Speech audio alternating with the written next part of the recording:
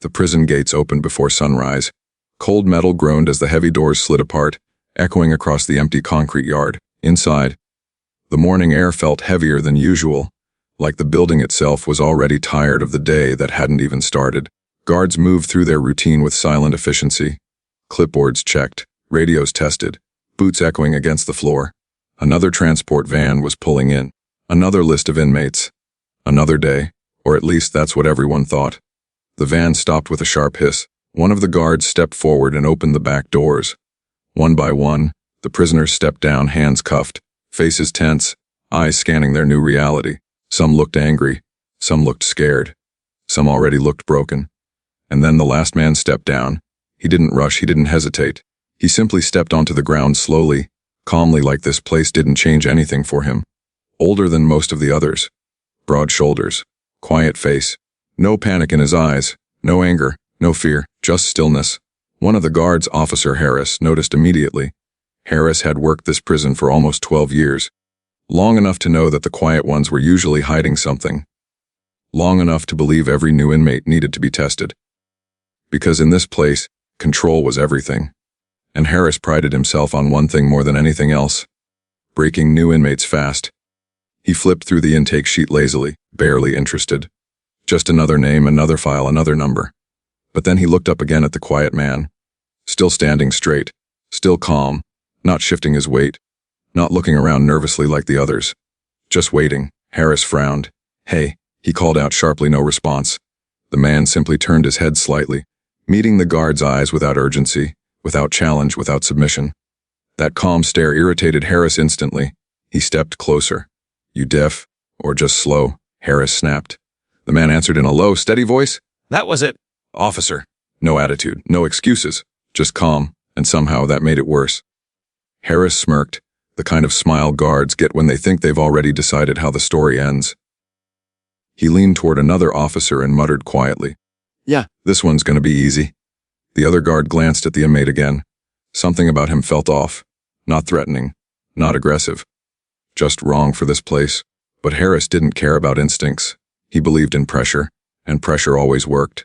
He tapped the clipboard hard. "Search him twice." Harris ordered loudly, full inspection. No shortcuts. The quiet man didn't protest, didn't sigh, didn't argue. He simply raised his arms slowly when instructed, calm, controlled, almost practiced. Harris watched carefully now, waiting for the small signs he always saw eventually. The clenched jaw, the nervous glance, the shaking hands, the tiny crack in the mask. But nothing came, not even a flicker.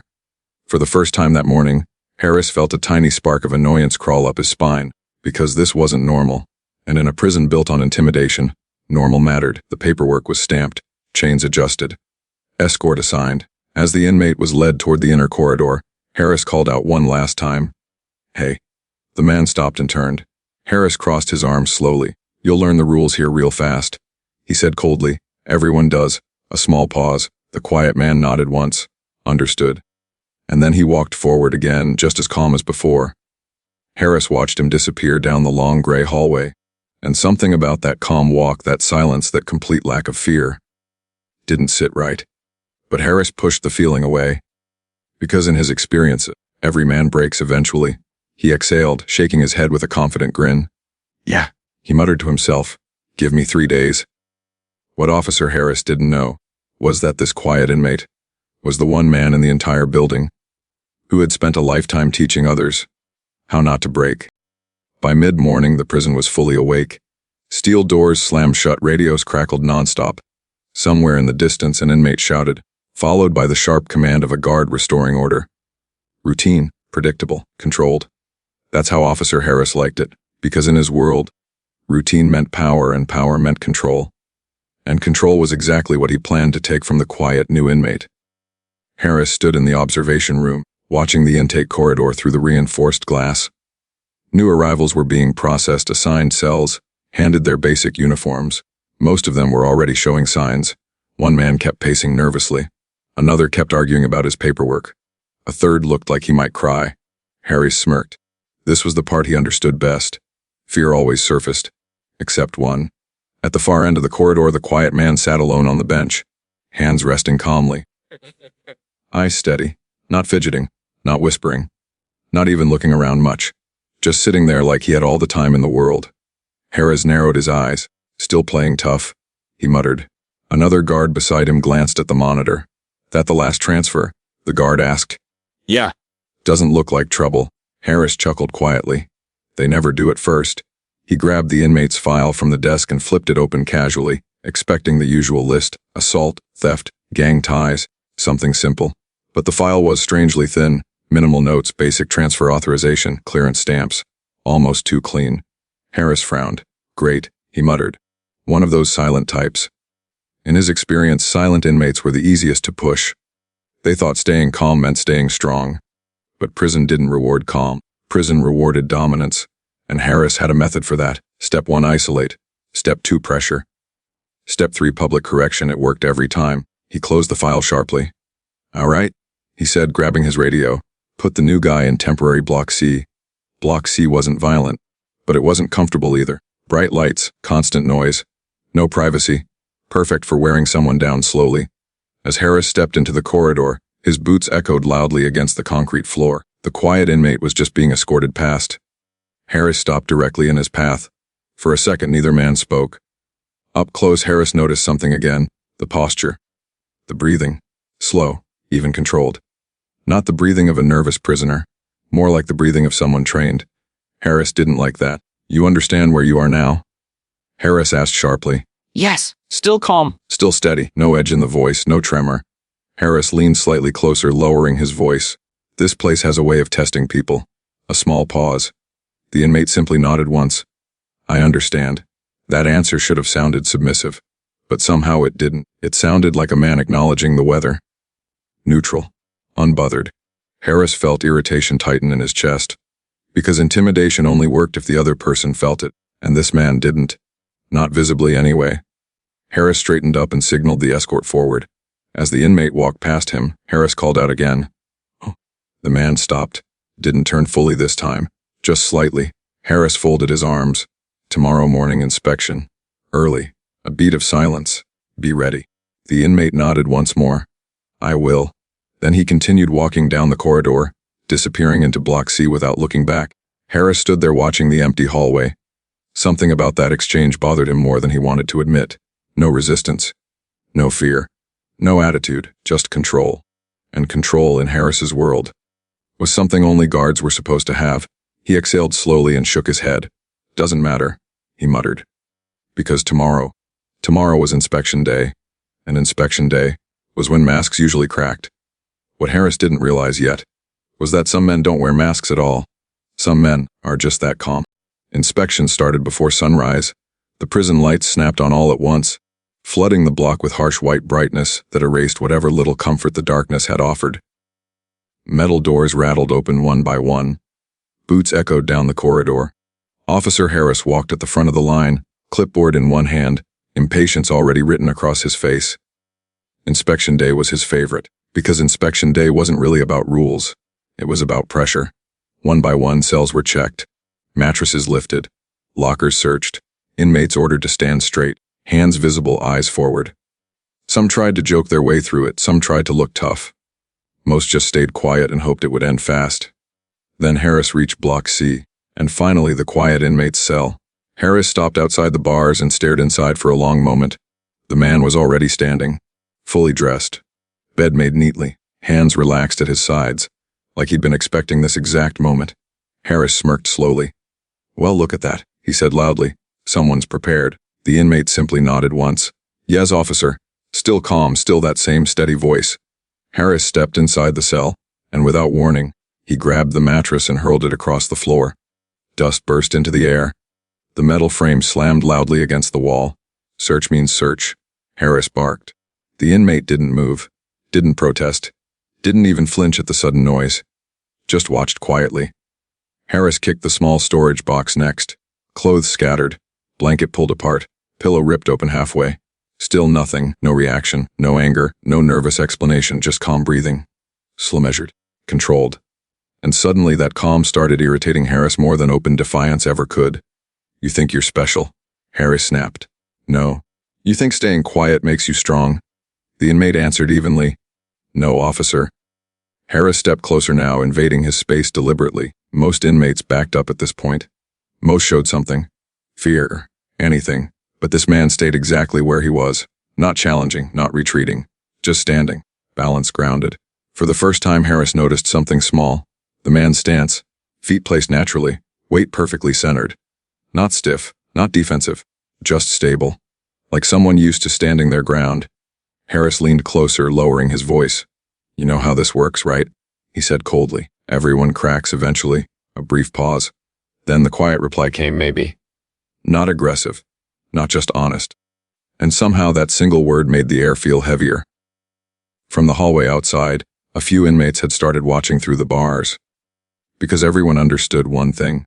When Harris focused on someone, it usually didn't end quickly. Harris straightened up suddenly and barked. "Fix this mess. The mattress. The clothes. The scattered bedding. Now?" The inmate bent down calmly and started putting everything back. No rushing. No shaking hands. Just steady, controlled movement, like the chaos around him didn't exist. Harris watched silently for a moment longer, waiting. Still waiting for that tiny crack, but it never came. Finally, Harris stepped back toward the door, but before leaving he turned one last time. His voice dropped lower, colder. "Today was the easy one," he said quietly, a beat of silence. "Tomorrow I stop being nice." The inmate finished placing the pillow back on the bed, then slowly stood upright again, and simply nodded. "I understand." No fear, no tension, just calm. Harris stepped out of the cell and slammed the bars shut harder than necessary. As he walked down the corridor, something uncomfortable settled in his chest. Because this should have worked already, it always worked. Behind him, the quiet inmate sat back down on the edge of the bed. Breathing slow, eyes steady, like the storm had barely touched him, and for the first time, even the other inmates, watching through the bars, began whispering quietly to each other. Because now they were wondering the same thing Harris refused to ask himself. Who stays that calm, inside a place designed to break people? You think staying quiet makes you strong. By noon, the prison had settled into its loudest hour. Lunch, metal trays slammed against counters. Voices bounced off the concrete walls. Guards shouted orders over the noise, while inmates shuffled through the serving line under watchful eyes. It was the one place in the entire facility where everyone could see everyone. And Officer Harris knew that. Because if you wanted to break someone, you didn't always do it in private. Sometimes you did it in front of everyone. Harris stood near the entrance to the mess hall, arms folded, scanning the line as inmates filed in one by one. And then he saw him. The quiet inmate stepped into the hall just like before. No hesitation, no nervous glance at the crowd, just the same steady walk, same calm breathing, same unreadable face. Harris felt that irritation return instantly, still calm. Still unshaken fine. If the cell inspection didn't crack him, maybe the crowd would. Harris waited until the man reached the middle of the serving line. Then his voice cut through the noise. The hall quieted slightly. The inmate turned slowly. Harris pointed sharply. "Step out of the line." A few nearby inmates exchanged looks. Nobody liked being singled out here. Not by Harris. The quiet man stepped forward without protest. Tray still empty. Hands relaxed. "Yes, officer." Harris walked toward him slowly, making sure the entire hall could see. "You missed a detail during inspection," Harris said loudly. "So you'll earn your meal today." A few inmates muttered quietly. They all knew what that meant. Extra work, public orders, embarrassment. Harris grabbed a heavy supply crate sitting near the wall and shoved it toward him. "Carry that to the storage room. Then come back." The crate wasn't small, not massive either, but heavy enough to make the point. The inmate bent down, lifted it smoothly, and walked. No complaint, no struggle, no dramatic effort. Just carried it. Some inmates frowned. One whispered to another, Did you see that? "Yeah." That didn't even slow him. The man returned. Harris wasn't done. "Good," Harris said coldly. "Now mop the spill near table 6. A puddle of dirty water sat across half the floor. Again, the inmate simply nodded. "Yes, officer." Started cleaning. Slow. Methodical. Focused like he'd done this 1,000 times before. No anger in his movements. No rush to finish. Just control. And now the whispers started spreading further. Because inmates understood body language better than guards ever did. And something about this man's movements didn't match the situation. One older inmate leaned forward quietly and murmured, "That guy doesn't move like a regular prisoner." "Yeah. Moves like military. Or worse." Harris heard the murmurs too. and it made something tighten in his jaw, because the whole point of this exercise was simple. Show dominance, force submission, break confidence, but none of that was happening. Instead, the quiet man finished the job, placed the mop back, and calmly returned to stand in front of Harris, waiting, silent. Balance Harris stared at him. For a second, neither spoke. The entire section of the hall seemed to hold its breath, because now everyone could feel it. This wasn't going the way it usually did. Harris leaned in slightly, voice lower now. You enjoying this? The reply came steady. It's just work. No sarcasm, no challenge, just truth. And somehow, that calm answer irritated Harris more than shouting ever would. Because shouting meant emotion, emotion meant weakness. But this man had none showing. Harris stepped back slowly. Get your food, he muttered. The inmate nodded once and returned to the serving line like nothing unusual had happened. No dramatic relief, no angry glance back, just calm. As he walked away, one of the guards near Harris spoke quietly. Sir, you sure about this one? Harris kept his eyes locked on the man across the hall. Yeah, he said slowly. But his voice didn't sound as certain this time, because now, for the first time, even Harris had noticed it. The posture, the balance, the breathing, the way the man moved like pressure didn't exist. And deep down, a small thought crept into his mind. Not fear. Not yet. Just doubt. Because some men don't resist loudly. Some men just wait. And Harris didn't realize it yet. But the moment he lost patience was going to be the moment everything changed. The afternoon dragged on heavier than usual. Word had already spread across half the prison. The quiet new inmate. The one Harris kept pushing. The one who never reacted. Inside the mess hall, the noise felt slightly forced now. Conversations quieter. Eyes glancing more often toward the same table. Because everyone sensed something building. Even Harris felt it. He stood near the far wall, pretending to review paperwork but really watching. Still calm, still eating slowly. Still no signs of frustration. That was the problem. Because Harris had built his authority on predictable reactions, fear, anger, submission. But calm gave him nothing to control. Finally, the irritation snapped. Harris shoved the clipboard under his arm and walked straight across the hall. Boots loud, deliberate. The nearby inmates immediately fell silent. Because when Harris walked like that, someone was about to have a bad day. He stopped beside the quiet inmate's table. Stand up. The man looked up once. No delay. He stood calmly. Harris stepped closer now. Too close. You think you're smart? Harry said low enough that only the nearby tables could hear. No. You think ignoring me makes you tough? No, officer. Same steady voice, same slow breathing, same control. And suddenly, something inside Harris boiled over. Because intimidation only worked when the other person showed they felt it. And this man never did. Without warning, Harris grabbed his shoulder hard. Not a push, not a tap. A full aggressive grip meant to force movement. Gasps sounded from nearby tables. Because this had crossed from pressure into personal. And for the first time since arriving, the quiet man moved differently. Not fast, not violent, just precise. His hand came up calmly. 2 fingers pressed lightly against Harris's wrist. A small shift of weight. A slight turn of the arm. Nothing dramatic, nothing loud. But suddenly Harris froze. His grip vanished instantly. His body locked halfway forward. A sharp breath escaped him before he could stop it. Because in less than 1 second, the position of his own arm had turned against him. Not broken, not twisted violently. Just controlled. Painfully. Completely. The entire mess hall went silent. No trays. No voices. No movement. Just the low hum of the lights overhead. The quiet man leaned slightly closer, not threatening, just steady, and spoke in the same calm voice as always. Please don't. That was it. No speech, no threat. Just 2 words. Harris tried to pull his arm back. It didn't move. Not because the hold was brutal, but because it was exact, balanced, engineered. Like someone who knew exactly how much pressure was needed and no more. For the first time in 12 years inside this prison, Officer Harris felt something unfamiliar crawl into his chest.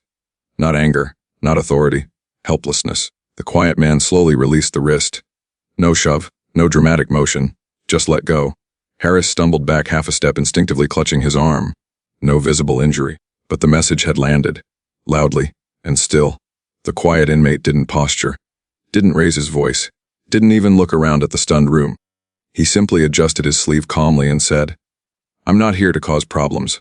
The silence somehow grew heavier, because now every inmate, every guard, every single person in that hall understood the same thing at once.